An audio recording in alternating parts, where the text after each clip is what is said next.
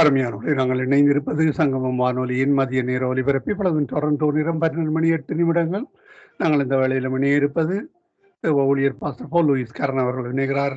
பெண்ணியல் திருச்சபை சார்பாக கர்நாடகா, இந்தியாவிலிருந்து இணைந்திருக்கிற அவரை பரிசுத்தாவியானவர் தாமே வழி நடத்துவாராக. வார்த்தைகளுக்கூடாக, துதிகளுக்கூடாக, பாடல்களுக்கூடாகவும் கர்த்தர் உதவி செய்வாராக. செய்தியோடு இணைந்திருக்கிற அவரை பரிசுத்தாவியானவர் தாமே நிரப்பி ஆசீர்வதித்து வழி நடத்துவாராக. இந்த வேளையில் உங்களிடம் ஒப்படைக்கிறோம் பாஸ்டர், வழி நடத்துங்கள். Amen. God bless. Amen. God bless you brother. Thank you. வானத்திலும் பூமியிலும் சகல அதிகாரம் படைத்த நசனாகிய இயேசு கிறிஸ்துவின் நாமத்தினாலே கர்த்தர் உங்களை ஆசீர்வதிப்பாராக.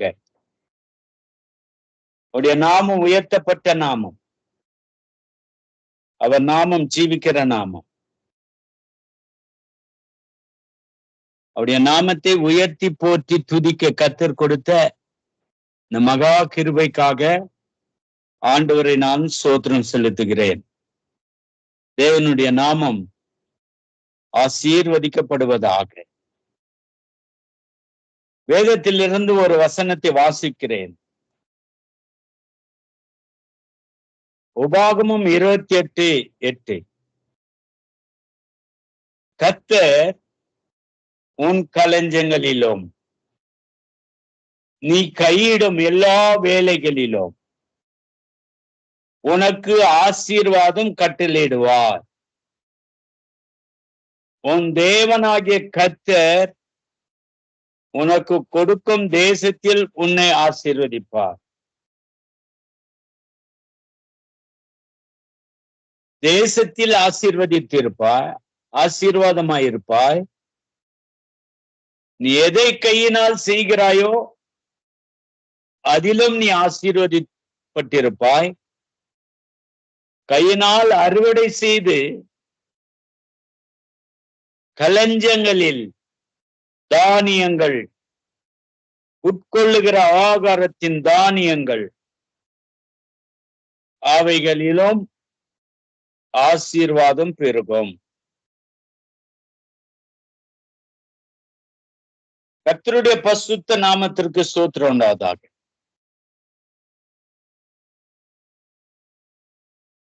கர்த்தருடைய ஆசீர்வாதம் வாழ்கிற தேசம், வாழ்கிற வீடு, வாழ்கிற வாழ்க்கை, இந்த மூன்றிலும் கர்த்தர் நமக்கு கிருபையாய் கொடுத்து இந்த தேசத்தை ஆசீர்வதிக்கிறார்.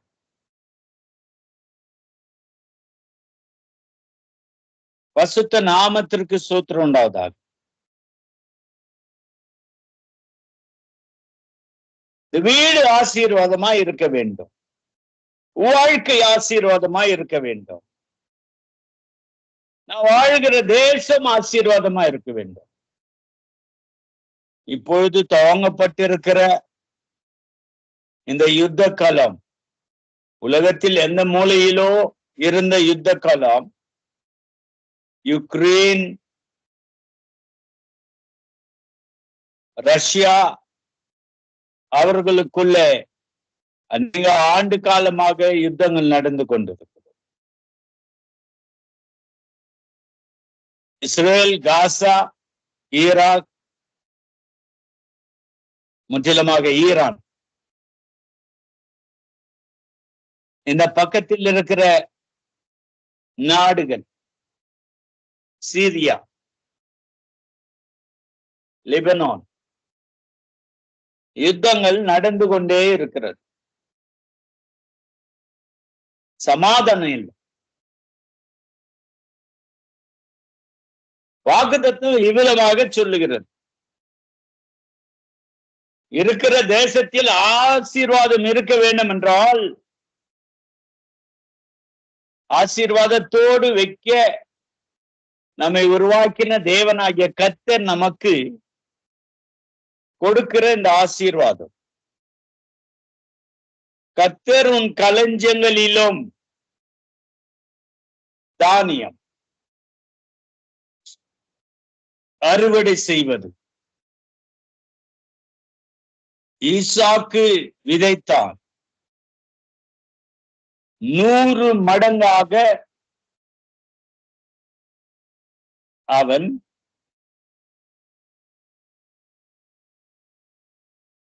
அறுவடை செய்தான், களஞ்சியத்தை நிரப்பினான். இது கர்த்தர் கொடுத்த ஆசீர்வாதம். புதிய ஏற்பாட்டில் ஒருவன் சொல்லுகிறான், அதிகமாக அவனுக்கு தானியம் அறுவடை அதிகமாக செய்யப்பட்டது. அதிகமாக அறுவடை கிடைத்தபடினாலே களஞ்சியத்தை வைப்பதற்கு ஒரு இடத்தை இடித்து அவைகளை அதற்குள்ளே வைத்து அவன் இவ்விதமாய் சொல்லுகிற வார்த்தையை பார்க்கிறோம்.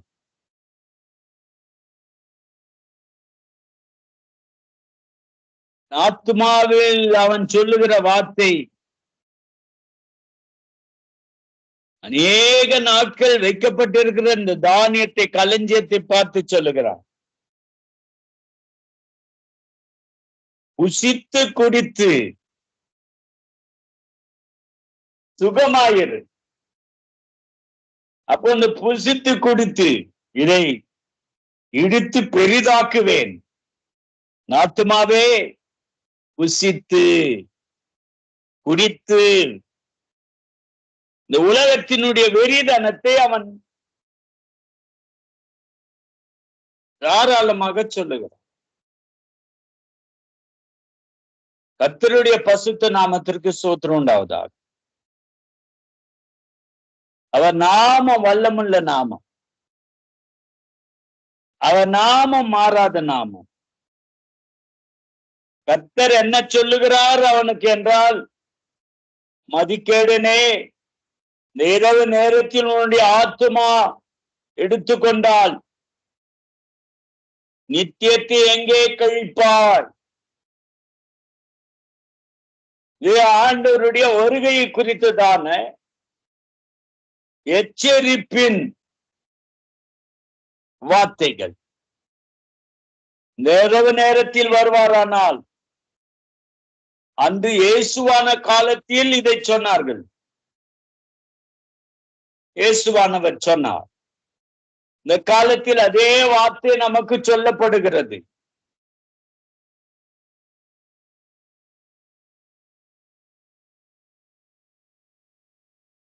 ஆண்டவருடைய எச்சரிப்பு. ஒரு பக்கம் இந்த களஞ்சியம் நம்முடைய ஆகாரத்துக்குரியதாய் இருந்தாலும், கிறிஸ்துவனாய் மாறிய பிறகு நீ 2 களஞ்சியத்தில் இருந்து ஆகாரத்தை உட்கொள்ளுகிறாய். ஒன்று மாம்சத்துக்குரிய ஆகாரம், ஒன்று ஆவிக்குரிய ஆகாரம். இந்த களஞ்சியம் என்று சொல்லும் போது விதை விதைப்பது ஈசாக்கை போல 100 மடங்கு கர்த்தருடைய ஆசீர்வாதத்தினாலே அறுவடை செய்து தன்னுடைய வாழ்நாளெல்லாம் கர்த்தருடைய களஞ்சியத்தில் அவன் சுகமாய் வாழ்ந்தது, பசியில்லாமல் வாழ்ந்தது ஈசாக்கை குறித்து சொல்லும் பொழுது சொல்லுகிறது. 100 மடங்கு அறுவடை செய்தவன் பசியாயிருப்பானா? இல்லை. அவனுடைய சரீரத்தினுடைய பசியை ஆண்டவர் தீர்த்தார். கர்த்தருடைய பசுத்த நாமத்திற்கு ஸ்தோத்திரம் உண்டாவதாக. அவர் நாமம் வல்லமுள்ள நாமம். அந்த நாமத்தை பின்பற்றுகின்றவர்களுக்கு பறவைகள் கூடு கட்டுவதும் கிடையாது, ஆகாரத்தை செய்வதும் கிடையாது. அவைகளை போஷிக்க பரத்திலிருந்து வருகிற கர்த்தர் அவர். பரத்திலிருந்து கொடுக்கப்பட்டிருக்கிறது. இந்த பூமி அனைத்திலும் எத்தனை மிருகங்கள், எத்தனை பறவைகள், கடலுக்குள் வாழ்கிற மீன்கள், அவைகளை போஷிக்கிற கர்த்தர் அவர். நம்மை மாத்திரமல்ல, அவைகளையும் ஒவ்வொரு சிறு பூச்சிகளையும் காப்பாற்றி ஆதரித்து போஷிக்கிற கர்த்தர் அவர். ஒரு முறை எலியா தீர்க்கதரிசி படுத்து கொண்டிருந்த நேரத்தில் அவனை தட்டி எழுப்பி அப்பத்தையும் இறைச்சியும் கொண்டு வந்த காகம் அவனுடைய பசியை தீர்க்க, பலனற்றவனாய் இருந்தவனுக்கு பலனை கொடுக்க சரீரத்தில் கொடுக்கப்பட்டது. காகத்தின் மூலமாக கர்த்தர் போஷித்தார். நாம் சுகமாய் இருக்க வேண்டும் என்றால், நாம் ஆசீர்வாதமாய் இருக்க வேண்டும் என்றால், கர்த்தருடைய நம்முடைய சரீரம் சுகமாய் இருக்க வேண்டும் என்றால், ஆகாரத்தை ஆசீர்வதிக்க அவருடைய திருக்கரத்தில் கொடுக்க வேண்டும். உன் களஞ்சியம் ஆசீர்வதிக்கப்பட்டிருக்க வேண்டும். அடுத்தது ஆகாரம். ஆத்துமாவுக்கு ஆகாரம். அது எந்த களஞ்சியத்தில் இருந்து வருகிறது? பழைய ஏற்பாட்டு புதிய ஏற்பாட்டு என்ற 2 களஞ்சியத்தில் இருந்து வருவது. வார்த்தைகள் கர்த்தருடைய வாயிலிருந்து புறப்பட்டது. கர்த்தருடைய வாயிலிருந்து புறப்படுகிற ஒவ்வொரு வார்த்தையிலும் பிழைப்பான். கர்த்தருடைய பசுத்த நாமத்திற்கு ஸ்தோத்திரம் உண்டாவதாக. அவர் நல்லவர் என்பதை ருசித்து பாருங்கள். அவர் மேல் நம்பிக்கையாய் இருக்கிற மனிதன் பாக்கியவான். பாக்கியவான் என்ற பட்டத்தை பெற்றுக்கொண்ட நாம், இந்த ஆத்துமாவின் ஆகாரம் அதுதான். நாம்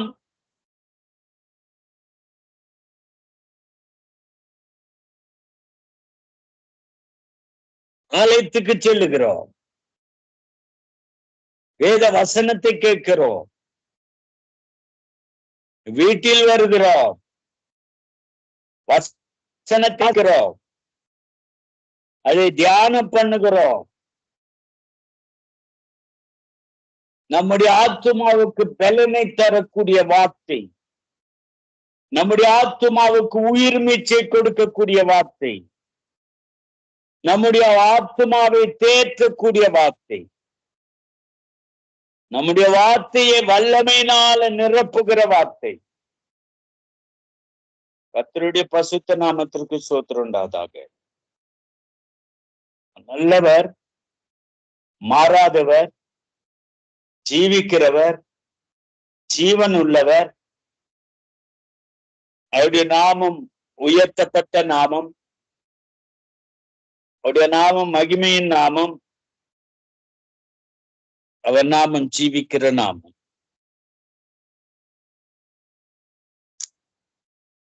கர்த்தருடைய பசுத்த நாமத்திற்கு ஸ்தோத்திரம் உண்டாவதாக. அவர் கர்த்தர், அவர் மாறாதவர், அவர் ஜீவிக்கிறவர், ஜீவனுள்ள கர்த்தர். ஒவ்வொரு கிறிஸ்தவர்களும் தன் ஆவிக்குரிய ஆகாரத்தை பெற்றுக்கொள்ள வேண்டும்.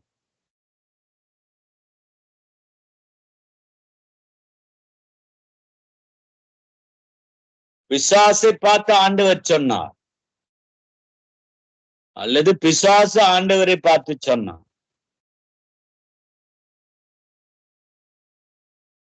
இந்த அப்பத்தை, இந்த கல்லை அப்பமாய் மாற்றும். அப்பால போ பிசாசு.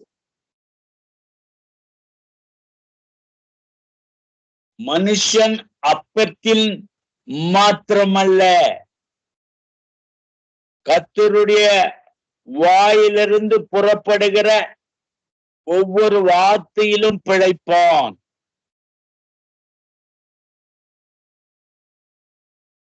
ஆண்டவர் நம்மோடு இடைப்படுகிறார். நாம் பிழைக்க வேண்டும் என்றால், நாம் ஆசீர்வாதமாய் பிழைக்க வேண்டும் என்றால், கிருபையோடு பிழைக்க வேண்டும் என்றால்,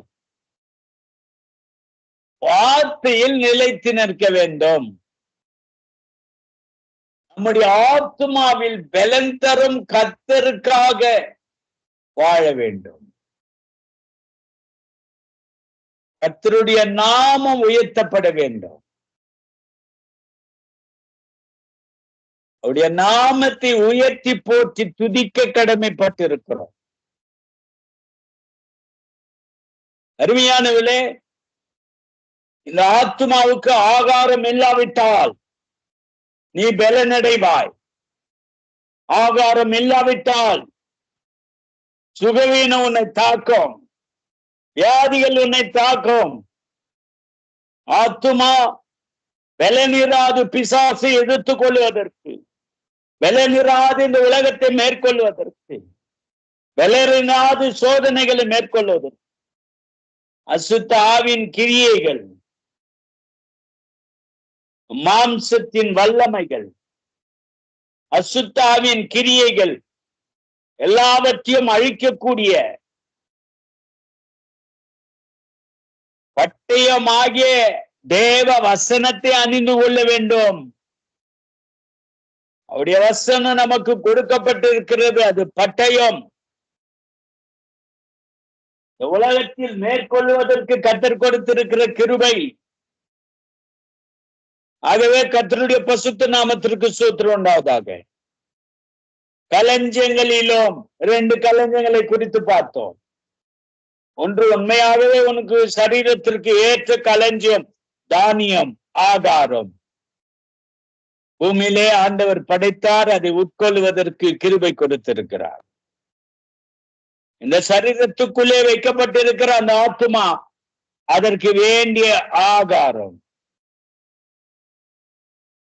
இந்த ஜீவனுள்ள வார்த்தை, பசுத்தமுள்ள வார்த்தை, மகிமையின் வார்த்தை, மாறாத வார்த்தை, ஜீவிக்கிற வார்த்தை, ஜீவனுள்ள வார்த்தை, கிருபையுள்ள வார்த்தை, ஒவ்வொரு மனிதனையும் பலப்படுத்துகிற வார்த்தை. இந்த வார்த்தையில் நீ தேவனுடைய களஞ்சியத்தில் இருக்கிற பிள்ளையாய் இருக்க வேண்டும். அடுத்ததாக 2வது பாயிண்ட் என்னவென்றால், நீ கையிடும் எல்லா வேலைகளிலும் உனக்கு ஆசீர்வாதம். வீட்டுல வாழற வீட்டுல எதை செய்கிறாயோ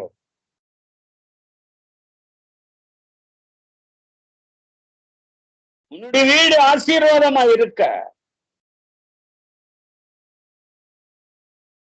கர்த்தர் நாம் வாழும் வீட்டை ஆசீர்வதிக்கிற கர்த்தர். அந்த வீட்டில் இருந்து நீ கையில் எதை செய்கிறாயோ அதெல்லாம் ஆசீர்வதிக்கிற கர்த்தர். அருமையாக தாவீது சொல்லுகிறார், 2 சாமுவேல் 7ஆம் அதிகாரம் 29ஆம் வசனம். இப்போது உம்முடைய அடியானுடைய வீடு என்றென்றைக்கு உமக்கு முன்பாக இருக்கும்படி அதை ஆசீர்வதித்தருளும். கர்த்தரான ஆண்டவராகிய தேவரீர் அதை சொன்னீர். உம்முடைய ஆசீர்வாதத்தினாலே உம்முடைய அடியானுடைய வீடு என்றென்றைக்கு ஆசீர்வதிக்கப்பட்டிருப்பாயா இருப்பதாக. ஒன்று புரிந்து கொள்ள வேண்டும், வாழ்கிறது அந்த வீட்டில். அப்ப அந்த வீட்டில் வாழும் பொழுது உன் வாழ்க்கையில் உன் கரத்தினாலே எதை கையிட்டு செய்கிறாயோ அதெல்லாம் ஆசீர்வாதமாய் இருக்க வேண்டும். கர்த்தருடைய பரிசுத்த நாமத்திற்கு ஸ்தோத்திரம் உண்டாவதாக. தாவீது அரசன் சொல்லுகிறார், என் வீட்டு ஆசீர்வதியம். அப்ப என் வீடு ஆசீர்வதிக்கப்பட்டால் நானும் ஆசீர்வதிக்கப்படுகிறேன். நான் எதை கையிட்டு செய்கிறேனோ என் கரங்களை ஆசீர்வதிக்கிற கர்த்தர். ஏனென்றால் என் கரத்தை பிடித்த கர்த்தருடைய கரம் ஆசீர்வதிக்கப்பட்ட கரம்.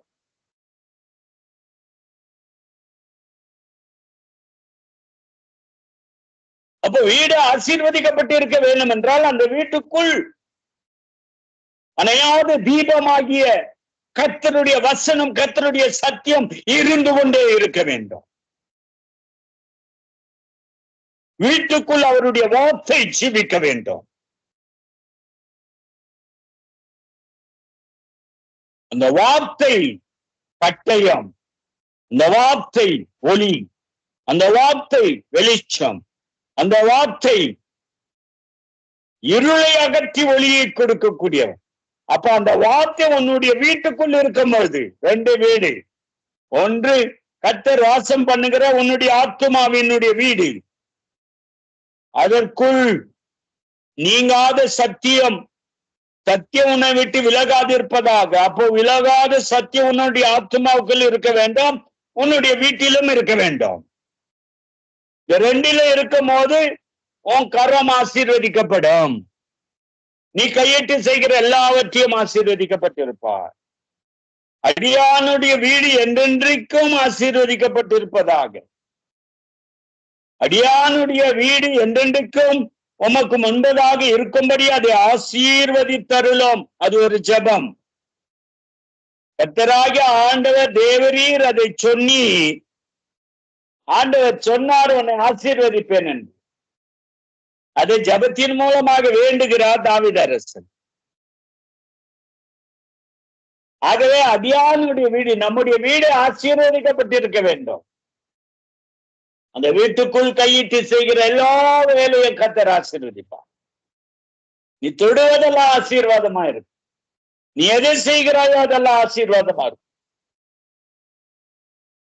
கர்த்தராகிய தேவன், இஸ்ரவேலின் தேவன், மாறாத தேவன், மகிமையுள்ள தேவன், ஜீவிக்கிற தேவன், ஜீவனுள்ள தேவன். அந்த தெய்வத்தை வணங்குகிற நாம் நம்முடைய வீடு ஆளுகை செய்கிற கர்த்தராக இருக்க வேண்டும்.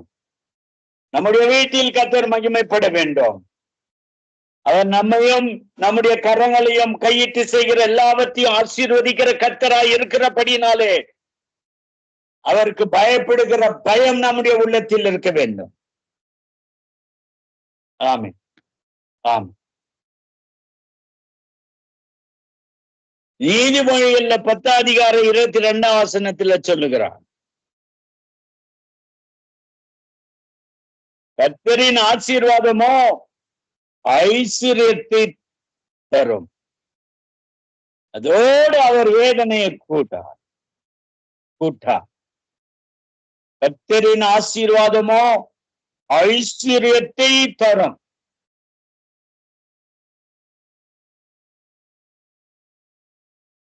கர்த்தருடைய பசுத்த நாமத்திற்கு ஸ்தோத்திரம் உண்டாவதாக.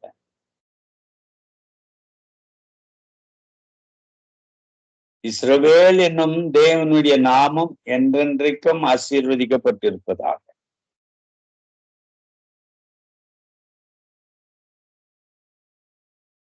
அப்போ ஐஸ்வர்யத்தை கொடுக்கிற கர்த்தர் அவர். ஆசீர்வாதம் நீ கையிட்டு எதை செய்யறியோ அதன் மூலமாக ஆசீர்வாதத்தை, ஐஸ்வர்யத்தை தருகிறது.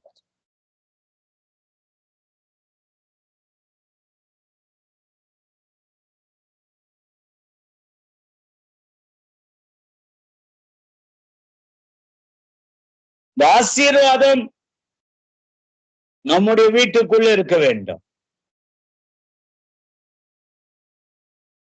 கர்த்தருடைய பசுத்த நாமத்திற்கு ஸ்தோத்திரம் உண்டாகும். இதுல என்னவென்றால்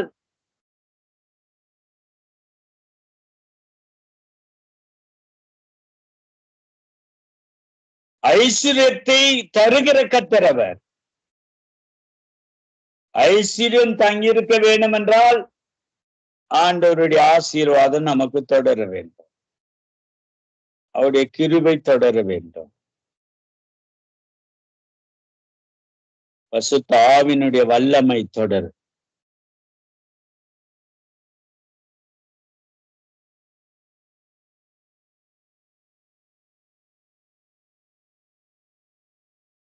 கையிட்டு செய்யும் வேலைகளை ஆசீர்வதிக்கிற கர்த்தர்.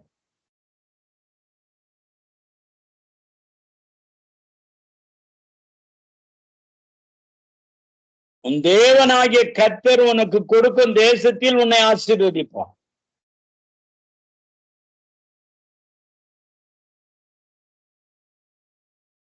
நம்முடைய வீடு ஆசீர்வதிக்கப்பட்டிருக்க வேண்டும். வீட்டில் உள்ள களஞ்சியம் ஆசீர்வதிக்கப்பட்டிருக்க வேண்டும்.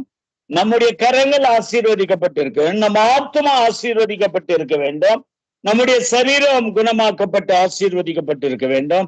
நாம் வாழ்கிற தேசம் பயமில்லாமல் இருக்க வேண்டும். சமாதானத்தை உடைய பிள்ளைகளாய் இருக்க வேண்டும். சமாதானத்தோடு வாழ்கிற பிள்ளைகளாய். அப்போ ஆண்டவர் நீ வாழ்கிற தேசத்தை ஆசீர்வதிக்கிறார் என்றால் அங்கு உன்னை காப்பாற்றுவார், ஆதரிப்பார். தேசத்தில் எங்கு சென்றாலும் ஆசீர்வதிக்கப்பட்டிருப்பாய். கர்த்தருடைய பசுத்த நாமத்திற்கு ஸ்தோத்திரம் உண்டாவதாக. கர்த்தருடைய நாமம் ஆசீர்வதிக்கப்பட்டிருப்பதாக.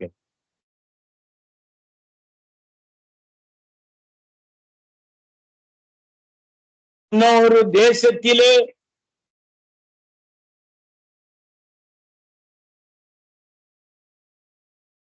பிறந்த மோசே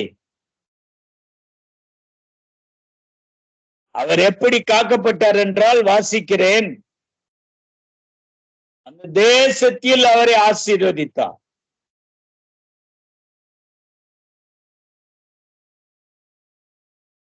ஒரு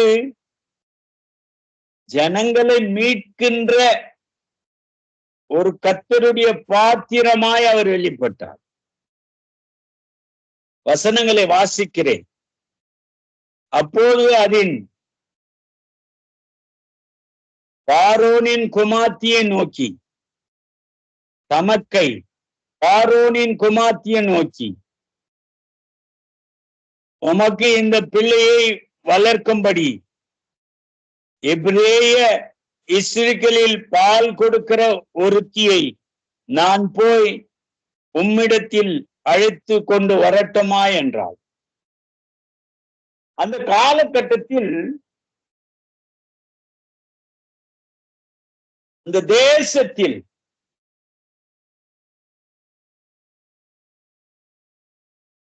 ரெண்டு வயதுக்குள்ள இருக்கிற குழந்தைகளை கொல்ல வேணும் என்ற ஒரு சட்டம்.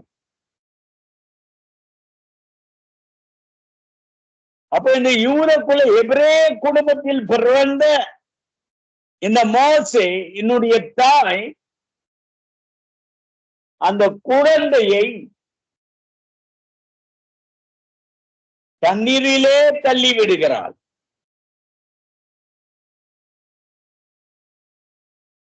கொல்லப்படக்கூடாது.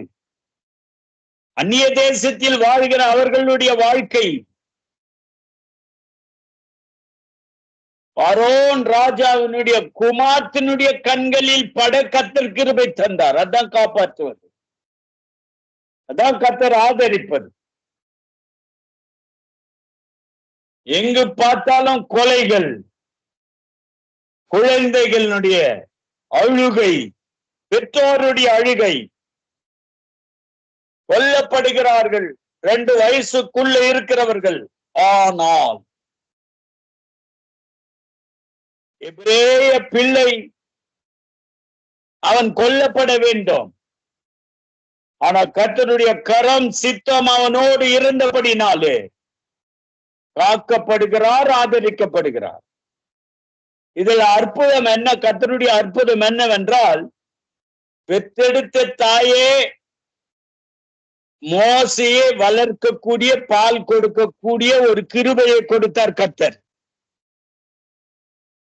ஆதரிக்கிற கர்த்தர், ஆதரவு கொடுக்கிற கர்த்தர். இந்த காலகட்டத்தில் நம்முடைய வாழ்க்கையில் அவருடைய சித்தம் நிறைவேறுவதற்கு நாம் காத்திருக்க வேண்டும். அவர் சித்தத்தை நிறைவேற்றுகிற கர்த்தராய் இருக்கிறார். கர்த்தருடைய பசுத்த நாமத்திற்கு ஸ்தோத்திரம் உண்டாவதாக. இஸ்ரவேலின் தேவன் மாறாத தேவன், வல்லமுள்ள தேவன், மகிமையின் தேவன், ஜீவிக்கிற தேவன், ஜீவனுள்ள தேவன்.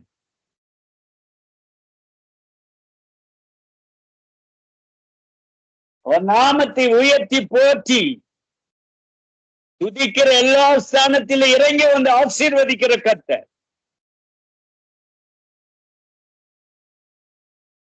எங்கேயோ ஒரு இடத்தில் வாழ்ந்து கொண்டிருந்த அந்த குழந்தை, எங்கேயோ இடத்தில் பிறந்த அந்த குழந்தை அரண்மனைக்கு வந்து தாயோடு வாழக்கூடிய ஒரு மகிமையை கொடுத்தவர் கர்த்தர். உளையான சேற்றில் இருந்து தூக்கி எடுத்தார். உயிர் வாழ்வதற்கு கர்த்தர் காப்பாற்றினார். இரவு நேரத்திலோ மதிய நேரத்திலோ இந்த செய்தியை கேட்டுக்கொண்டிருக்கிற அருமையான சகோதர சகோதரியே, உன் உயிரையும் காப்பாற்ற வல்லவராய் இருக்கிற கர்த்தர் அவர். உன் ஆத்துமாவின் ஆண்டவர், உன் சரீரத்தின் ரட்சகர். பாவக்கரைகள் சாப கட்டுகள் எல்லாவற்றையும் முறியடிக்கக்கூடிய வல்லமுள்ள கர்த்தர் அவர். அவருடைய நாமம் உயர்த்தப்பட்ட நாமம், அவருடைய நாம மகிமையின் நாமம்.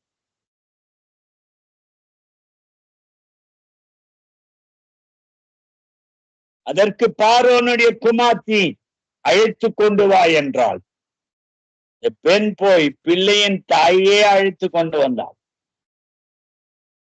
கர்த்தருடைய பசுத்த நாமத்திற்கு ஸ்தோத்திரம் உண்டாவதாக. எங்கிருந்து வழிகள் திறக்கப்படுகிறது, தடைகள் உடைக்கப்படுகிறது. வாழ்வதற்கு வழியை திறக்கிற கர்த்தர், அருமையாய் வாழ வேண்டிய அரண்மனையை கொடுத்த கர்த்தர். சிறு வயதிலே அரண்மனையின் வாழ்க்கை வாழ்ந்தவர் மோசே அவர்கள். அழைத்து வா என்று சொல்லும் பொழுது அழைக்கப்பட்டவள் மோசையின் தாய்.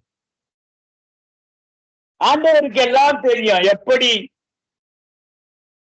வழிகளை திறக்க வேண்டும், எப்படி வழிகாட்ட வேண்டும், எப்படி ஆதரிக்க வேண்டும், எப்படி காப்பாற்ற வேண்டும், எப்படி துணையாய் நிற்க வேண்டும், எப்படி தடைகள் இல்லாதபடி கடந்து செல்லுவதற்கு, எப்படி கர்த்தருடைய ஆசீர்வாதத்தினுடைய கரம் துணையாய் நிற்க வேண்டும் என்று. அது ஆண்டவர் செய்கிற காரியம் ஆண்டவரால ஆகும்.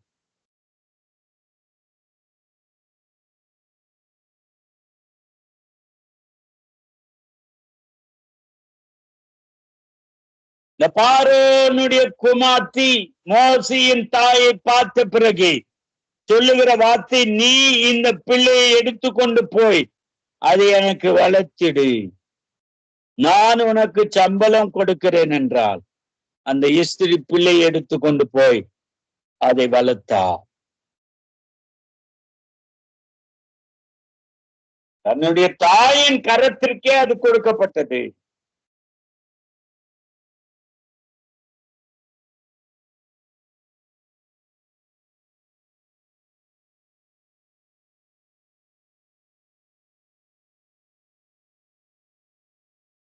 கர்த்தருடைய பசுத்த நாமத்திற்கு ஸ்தோத்திரம் உண்டாவதாக. இஸ்ரவேலின் தேவன் மகா பசுத்தமுள்ள தேவன், வல்லமுள்ள தேவன். அவர் எப்படி மோசேக்கு உதவி செய்தாரோ, மோசே காப்பாற்றுவதற்கு தன் தாய்க்கே பொறுப்பை கொடுத்தாரோ, தன் தாய்க்கும் சம்பளத்தை பெற்றுக் கொள்ளக்கூடிய ஒரு அருமையான ஆசீர்வாதத்தை பெற்றாலோ,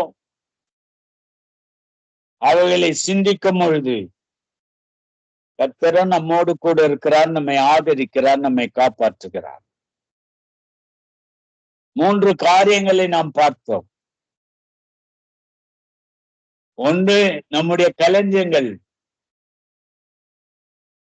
தானியத்தினுடைய களஞ்சியங்கள்,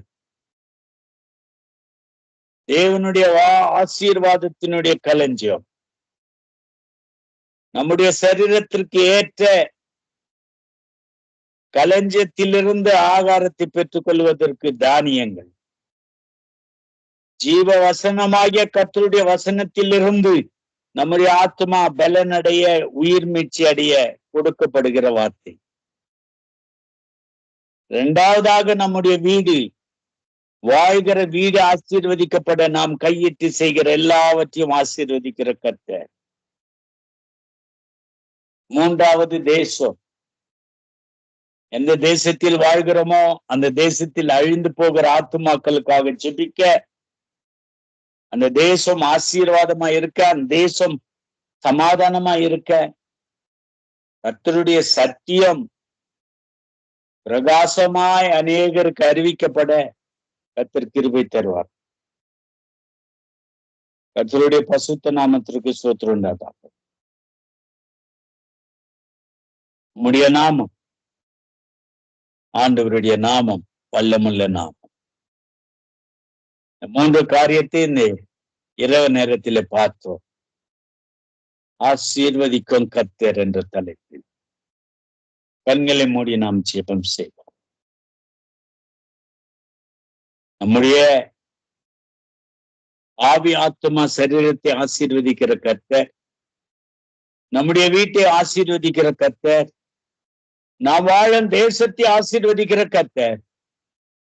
அந்த கர்த்தர் எங்கு வார்த்தை இருக்கிறதோ நம் சரீரமும் ஆசீர்வாதமாயிருக்கும், நம்முடைய ஆத்மாவும் பலனுள்ளதாயிருக்கும், நம் வாழும் வீடு ஆசீர்வதிக்கப்பட்டிருக்கும். அந்த வீட்டில் கையிட்டு செய்கிற எல்லா வேலையும் ஆண்டவர் ஆசீர்வதிப்பார். வாழ்கிற தேசத்தில் கர்த்தருடைய மகிமை, கர்த்தருடைய ஆசீர்வாதம், கர்த்தருடைய கிருபை நிலையாய் நிற்பதற்கு நாம் ஜெபிக்கிற கருவியாகும். தேவ வசனத்தை வைத்து வாழ்கிற பிள்ளைகளாகும். இந்த இருளான உலகத்திற்கு ஒளியா வந்த கிறிஸ்து நமக்குள்ளே வாழும் போது அவர் நம்மை ஆதரிப்பார், காப்பாற்றுவார். காப்பாற்ற கிருபை தாரும் ஆண்டவர். ஒவ்வொருவரையும் ஆசீர்வதியும், கிருபைக்குள்ள மூடிக்கொள்ளும். இயேசுவின் நாமத்தில் கேட்கிற நல்ல பிதாவே, ஆமென். நம்முடைய கர்த்தராகிய இயேசு கிறிஸ்துவினுடைய கிருபையும் பிதாவாகிய தேவனுடைய அன்பும் பசுத்த ஆவியினுடைய ஐக்கியமும் நாம் அனைவரோடும் கூட இருப்பதாக. ஆமேன், ஆமேன், ஆமீன், ஆமீன். ஆசீர்வதிக்கும் கர்த்தர், எல்லாவற்றிலும் எல்லாவற்றையும் ஆசீர்வதிக்கிற கர்த்தர். ஆமீன். நன்றி செலுத்துகிறோம் பாஸ்டர். கர்த்தர் தாமே உங்களுடனே கூட இருந்து வழி நடத்துவாராக. நாங்கள் திரும்பவுமாக திங்கட்கிழமை சந்திப்போம் பாஸ்டர்.